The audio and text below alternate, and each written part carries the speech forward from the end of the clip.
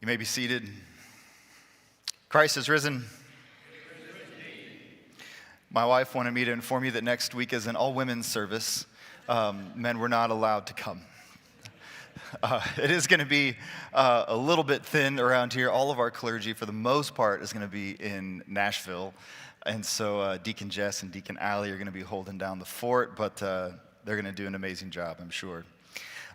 Wednesday is Valentine's Day, and if you haven't heard enough jokes about Ash Wednesday and Valentine's falling on the same day, remember you cannot spell Valentine's without Lent. Think about it for a second, if you haven't spelled Valentine recently. Roses are red, violets are blue. I'd like to contemplate my mortality with you.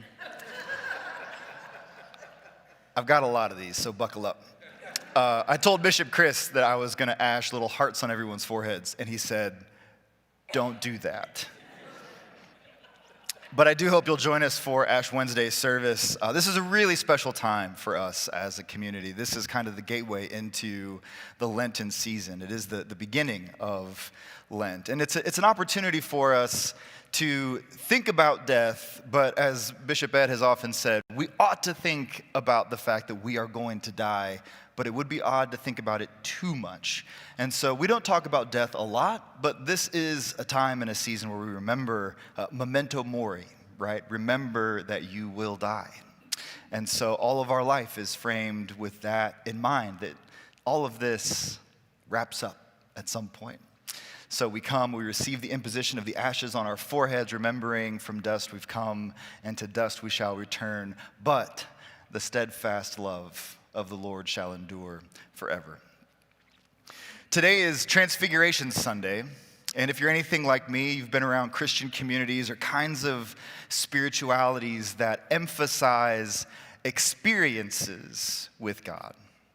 Those moments, often emotional, when you feel a kind of tangible sense of God's presence or God's closeness, oftentimes in some big kind of demonstrative way.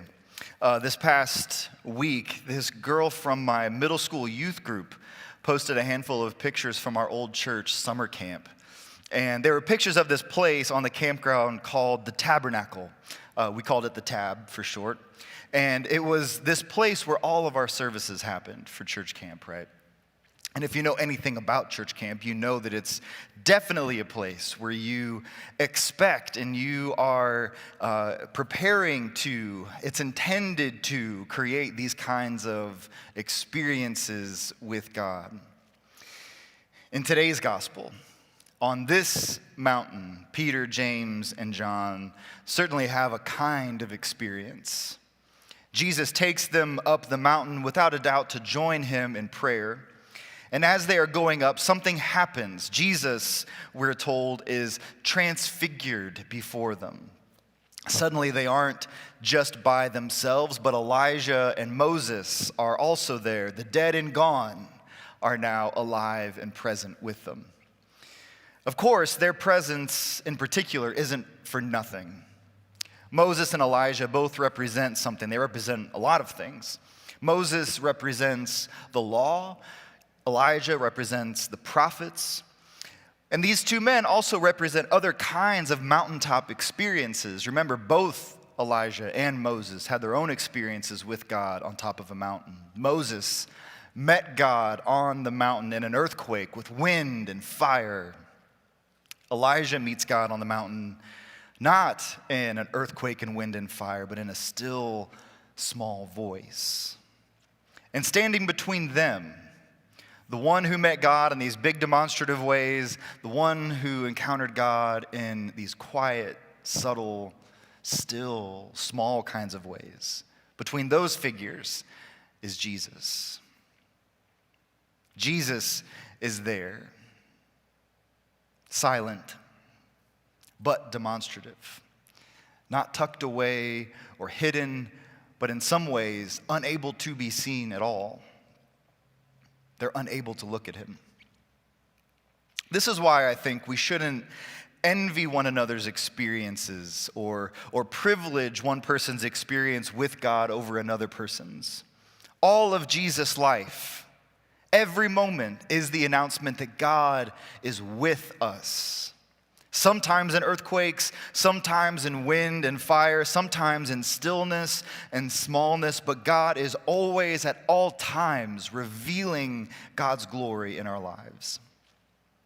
And so here they are, Moses and Elijah, standing with Jesus on top of a mountain. But something else that we should remember, just as the first century hearers of this story would have remembered, is that both Moses and Elijah's lives end with a kind of question mark. Remember Moses after the Exodus, after leading God's people through the wilderness, liberating God's people for the promise of a promised land, never gets to step foot in that place. Moses is prevented from entering the promised land.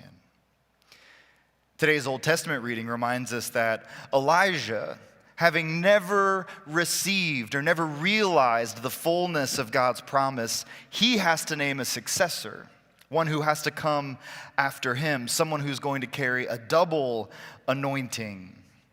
And so Elisha witnesses Elijah being carried off into the clouds. Elijah's promises never fully came. Both of them, Moses and Elijah, they were towering figures in Israel's history who never saw in fullness what God set them out to accomplish. And now here's Moses standing on a mountain in the promised land, a place that he was meant to be, but was prevented from going in his own life. Here is Elijah, someone who is pointing back to Jesus as the true successor, the only one who could ever actually bring God's promises to fruition. Jesus stands there. He stands there as one who has made possible the fulfillment of those unkept promises. He's brought them into salvation that they weren't able to accomplish for themselves. There they are, Moses and Elijah, on either side of Jesus. And Jesus himself is shining, the text says, like lightning. It's important, I think, to emphasize that Jesus didn't become something else for the disciples that he wasn't before. This moment was not about spectacle. This moment wasn't about curiosity. This moment is about revelation. Jesus isn't becoming something else that the disciples are now witnessing. Rather, the disciples are seeing Jesus fully as he is and as he always has been. So when we say that Christ was transfigured, we mean there was, for a moment, perfect clarity to his being. Such clarity that even his clothes, the text says, are shining, radiating with his glory. Suddenly, Peter, James, and John see him. They see him clearly in his fullness as exactly the one who he says he is. And in Luke's gospel, it says that while this is happening, while Jesus and his clothes are shining, while the disciples are covering their faces, Elijah and Moses are talking together about Jesus' departure, about what is about to happen in the city of Jerusalem.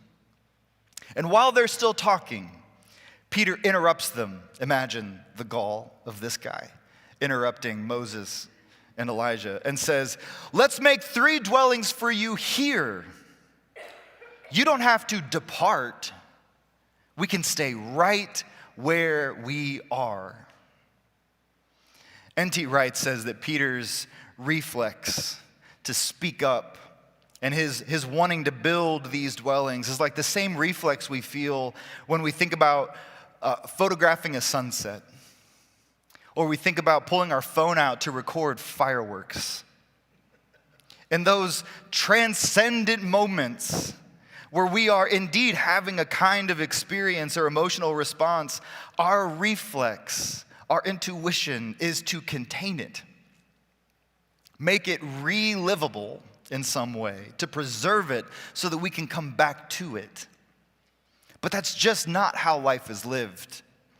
Fireworks are what they are because you can feel them in your chest.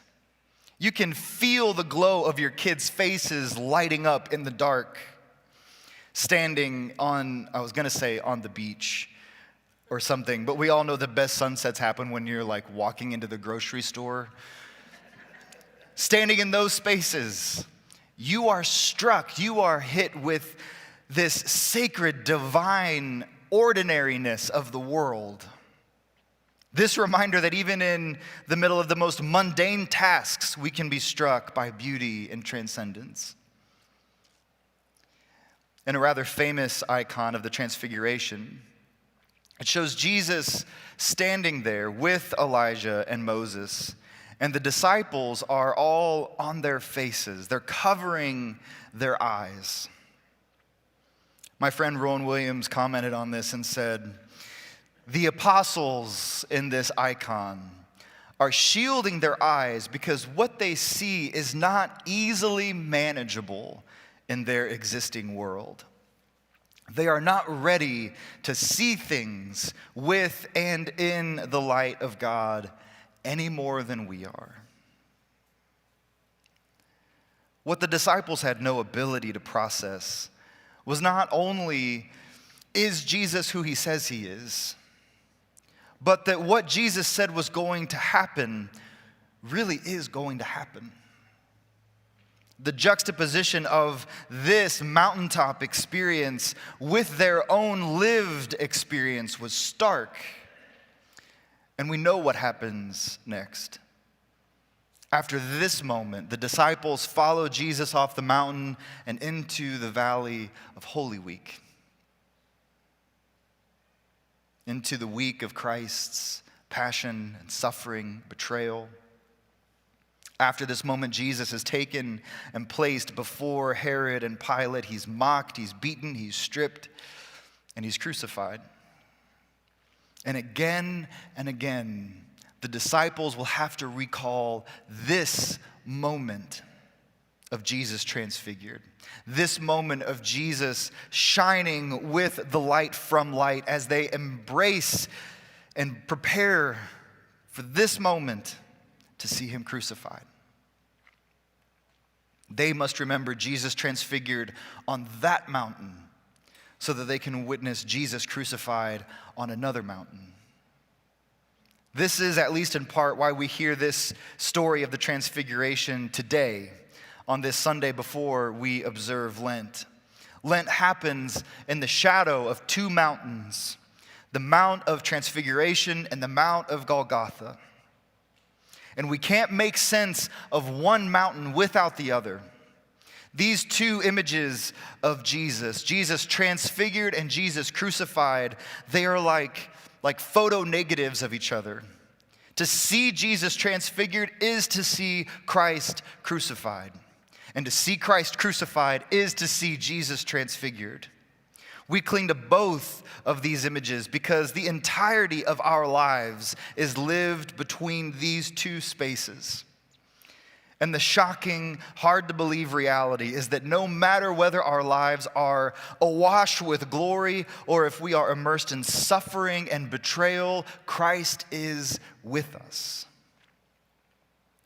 We all experience moments of glory and moments of loss and disappointment. And part of the reason that this moment happens for Peter and James and John is so that we can remember that even in the messiness and the brokenness of our lives, God's light will shine through. God's light will hold us together, reflecting something of God's own life into ours. But part of what I want to suggest today is that in order for us to rightly interpret those moments in our lives, we have to be well acquainted with silence. At his most spectacular moment, Jesus doesn't say a word. Throughout this whole experience, Jesus never opens his mouth. Jesus is shining. The cloud descends on them, and the cloud speaks to them. The voice of the Father, "This is my Son, the beloved. Listen to him." Listen to him. But he says nothing. The disciples are being called in this moment to attend to something, and that something is silence. To listen to what is being said, what is not being said. To let that experience sink in to their hearts and in their minds. And suddenly they're just there with Jesus. The cloud lifts, Moses and Elijah can't be seen, and they are there in the silence, listening to him. In fact, Jesus doesn't speak to them again until they're descending, until they're heading down off of the mountain. And when he does speak, he doesn't offer a word of explanation about what they've just seen and about what they've just experienced. All he says is that they must not speak. They must not tell anyone what they have seen and what they have heard until he is raised from the dead. To be sure, they were terrified in this moment. The text says that Peter's outburst about staying here and building some tents is due to the fact that they were all terrified. And now that they've come down from those heights, they have no idea what's happening. Mark's gospel says that they question in themselves everything they've seen, and they're just left in that unsettledness. I think part of what we're meant to see is that the disciples' unsettledness is also our unsettledness. That this fear and uncertainty is also ours, as well as their outbursts, as well as their insecurities. They speak up when they're meant to be silent. They're silent when they're meant to speak up. Like them, we speak at the right time, but with the wrong spirit. Or we hold our tongues in spite rather than in mercy. We fail others in this way all the time. Every day we suffer because others speak down to us or refuse to speak up for us. And every day others suffer because we fail to speak up for them or because we speak down to them. Scripture says that life and death is in the tongue. But most of the time, what we give to others and what they give to us is simply death. Deadly silence. Deadly noise. So the Spirit of life is always working to teach us silence. How to listen, how to quiet down, but also when to speak up. How to do all of this life-givingly rather than death-dealingly. Maggie Ross, in her book called Silence, A User's Guide, encourages us to lower ourselves regularly into silence. Regularly, she says, and purposefully. Both liturgically in our worship and also devotionally in the course of our lives, to purposefully and regularly, with intention, enter into spaces of silence. And it's hard, she tells us, because the practice of silence is the practice of suspending judgment. Judgment of ourselves, judgment of others, judgment of God. Entering the silence, she says, means relinquishing tightly held, fixed ideas. The person who is centered in silence exercises extreme caution and shows deep respect for the mystery of creation. Out of this kind of cautious respect, we learn to notice over time what simply before escaped our attention. We can become more attentive in this space. We learn to give our attention rather than just have it captivated. And this ability to give our attention, as opposed to just being captivated in the moment, is the ability to give other people what we have received. It's the ability to love God and to love our neighbor by giving of ourselves, by giving of our time and our energy, our ears, our attention. Bonhoeffer says, One of the ways we best serve others is by what we do not say to them. The best way to care for them is often simply biting our tongue so that what comes to mind doesn't slip out. This is especially true when what occurs to us to say is technically right. Oftentimes, we think simply knowing the truth gives us permission to say whatever, however we want or like. But if the truth isn't spoken in love and not out of fear, if it's not spoken in the spirit of compassion and mercy, if truth isn't spoken to bring life and healing, then it ceases to be the truth. It's no longer the truth. You might be technically right, but there ceases to be any truth in it. But keeping silence, holding our tongue, it isn't just about negation, taking something away. Because for God, both his speaking and his silence is a word. It is creative, it is generative, even when God isn't speaking. Oftentimes we need to make space for silence so that we can come to terms with what has been said to us, what has been done to us, to let something new be birthed in us. This is why Jesus tells the disciples not to say anything until after the resurrection.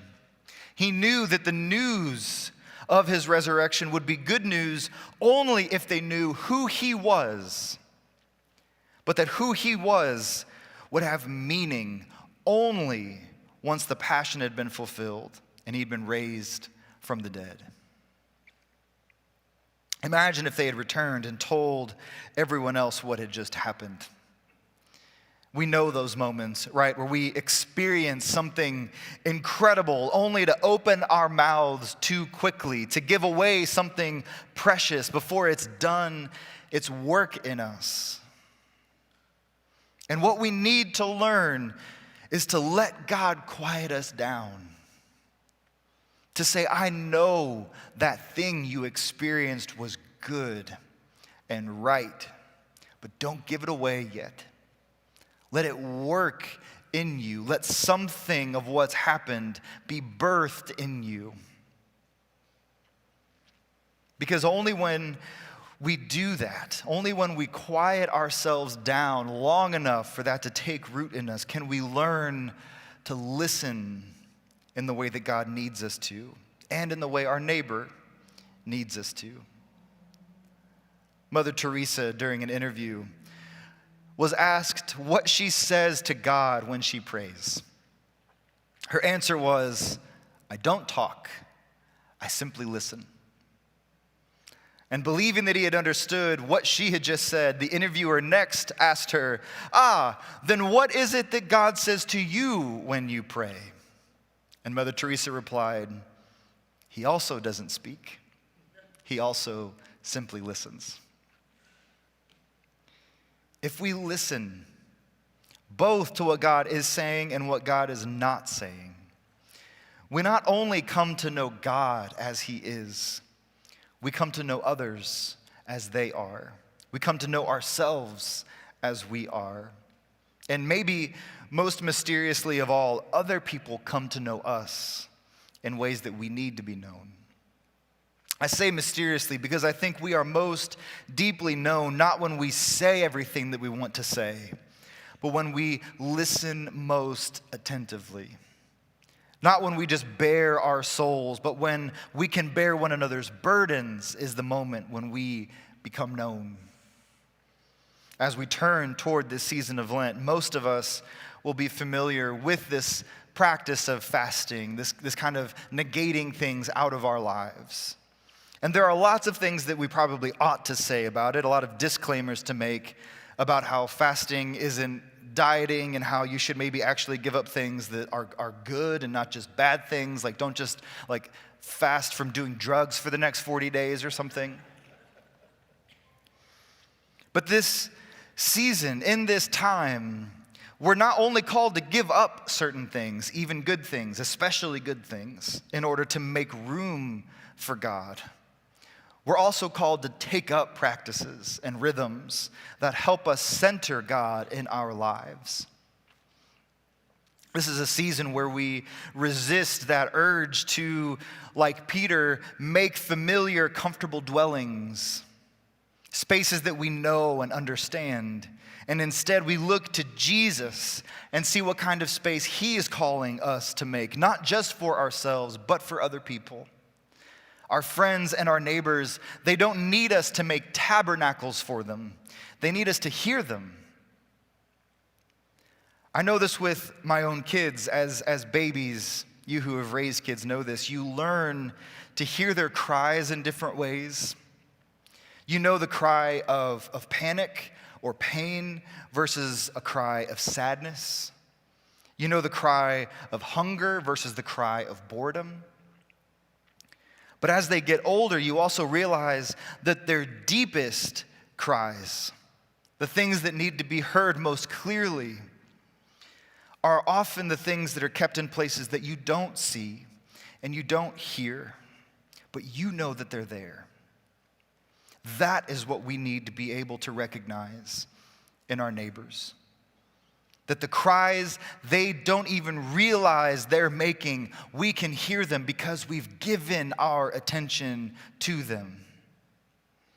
Our job is not to come and to shine a light on them in the same way that Jesus shines on the disciples. Our job is to come and to help them see the light that God is already beaming into their lives. But the paradox is that we will never see that light if we don't listen, if we don't quiet ourselves down long enough to hear. In the whirlwind of this revelation, Jesus shining, clothes and all, Elijah and Moses are alive and present. The voice of God says to the disciples, listen to him. Listen to him. Again, I know we could put a lot of disclaimers around Lent. We are Protestants, after all, and we're a bit allergic to anything hinting of works righteousness. But George MacDonald said something in one of his unspoken sermons that I was thinking about this week. He said this: instead of asking yourself whether you believe or not, ask yourself whether you have this day done one thing because he said do it, or once abstained because he said do not do it.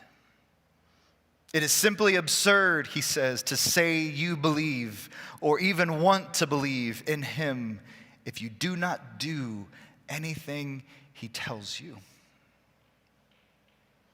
The Father tells us, listen to him, to know what to do, what not to do. But we'll only be able to listen if we keep silence. And if we keep it long enough for God's silence to become a word for us. Amen.